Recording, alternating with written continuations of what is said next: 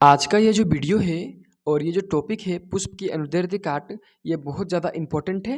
साथ ही साथ जितना इम्पोर्टेंट है उससे कई ज़्यादा ये इंटरेस्टिंग भी है, क्योंकि इस वीडियो में हम जनन से संबंधित इम्पोर्टेंट तथ्यों के बारे में बताएंगे। जी हाँ, आज की इस वीडियो में हम जनन कैसे होता है, किस में, पुष्प में, और पुष्प का कौन कौन सा भाग होता है और उस भागों का कार्य क्या है, सभी प्रश्नों का हल डिटेल से आपको बताएंगे। ठीक है, तो वीडियो को पूरा देखिएगा, क्योंकि इस वीडियो में हम जो बात बताने वाले हैं वो आपको पूरे यूट्यूब में कहीं पर भी मिलने वाला नहीं है, इसलिए वीडियो को पूरा देखिएगा।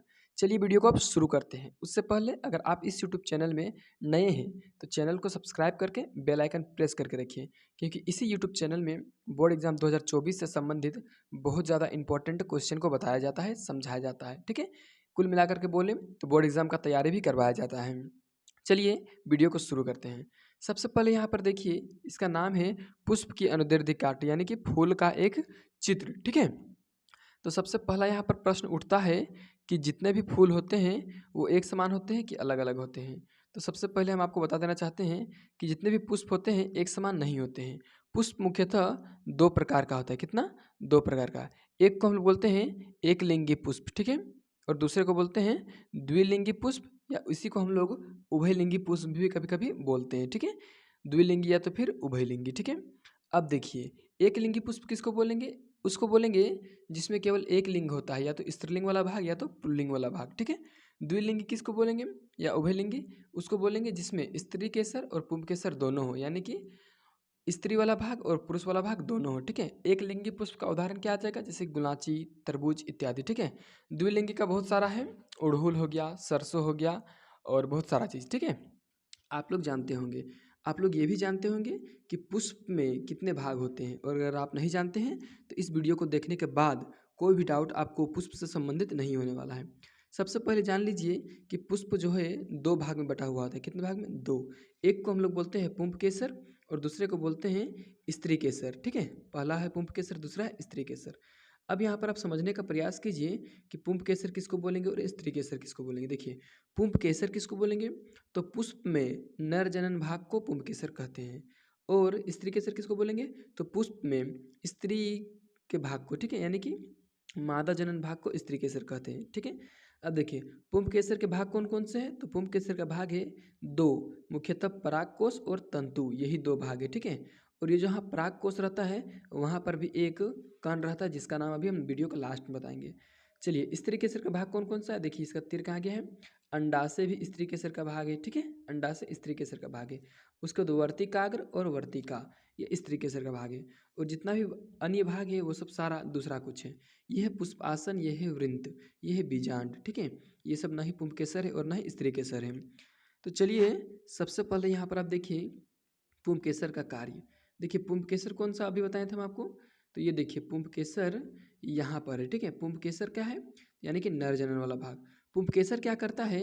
इसके जस्ट ऊपर में एक परागकोश होता है। उस परागकोश में छोटा छोटा छोटा छोटा छोटा छोटा बहुत छोटा छोटा रंगीन कण होता है। ठीक है, जिसको हम लोग बोलते हैं परागकण। क्या बोलते हैं उसको हम लोग? पराग और कण। ठीक है, कण मतलब छोटा छोटा टुकड़ा, और पराग का कण है। ठीक है, पराग किसको हम लोग बोल सकते हैं? जनन अंग है एक प्रकार से। ठीक है, जनन का छोटा सा अंग है।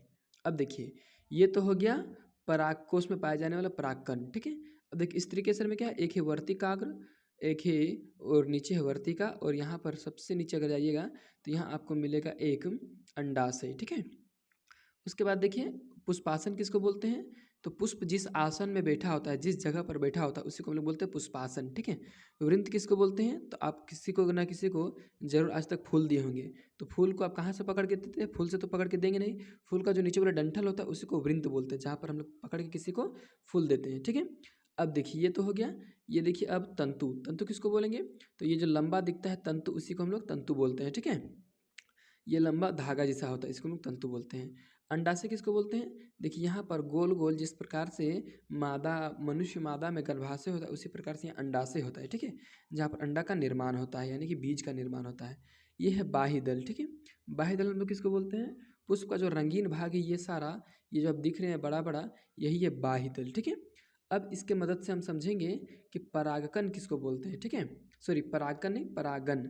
देखिए, जब क्या चीज़? जब परागकोश में पाए जाने वाला परागकण, ठीक है, जब परागकोश में पाए जाने वाला परागकण यानी कि पुंकेसर का भाग है, कहाँ प्रवेश करता है, वर्तिकाग्र में प्रवेश करता है, तो उसी क्रिया को हम लोग बोलते हैं परागन, ठीक है। और ये उसके बाद ये जो परागकण होता है ये इस प्रकार से वर्तिकाग्र से होते हुए ये अंडाशय तक पहुँचता है और यहाँ पर धीरे धीरे धीरे धीरे बीज का निर्माण होना शुरू हो जाता है, ठीक है। अब सबसे इम्पोर्टेंट फैक्ट यहाँ पर ये है कि ये इस क्रिया को क्या कहते हैं, जब ये कण परागकण यहाँ के मिलता है, ठीक है, तो इसको हम लोग बोलते हैं निषेचन। ये परागन नहीं है, परागन जस्ट यहीं पर है कि जब परागकण स्थानांतरित होके ये वर्तिकाग्र तक आया, उसके बाद वर्तिका से होते हुए अंडाशय तक गया। यहाँ पर और एक इम्पोर्टेंट क्वेश्चन बनता है कि यहाँ पर जो ये क्रिया है वो किसके द्वारा होता है, वो परागकणों का स्थानांतरण कैसे होता है, ठीक है। तो आपको हम बता देना चाहते हैं कि परागकणों का जो स्थानांतरण है वो कीट के द्वारा या तो फिर जल के द्वारा या तो फिर हवा के द्वारा होता है। आई होप आप सारा कुछ समझ गए होंगे। चलिए अब हम इस वीडियो को इम्पोर्टेंट फैक्ट में जाते हैं।